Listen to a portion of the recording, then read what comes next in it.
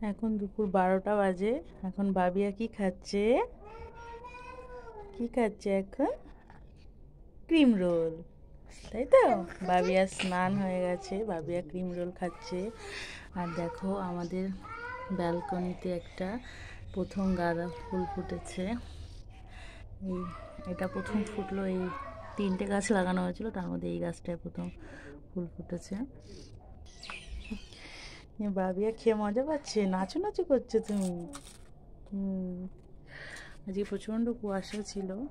এখন 12:30টার দিকে ভালোই হালকা হালকা একটু রোদ এসছে, তবে রোদের কোনো তাপ নেই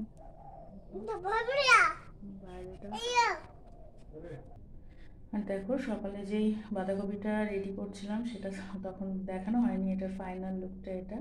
আর এখানে অল্প কটা চিংড়ি মাছ নিয়েছি, আজকে একটু চিংড়ি মাছের বড়া করবো। তোমাদের সাথে পরে আবার কোনো ব্লগে দেখা হবে।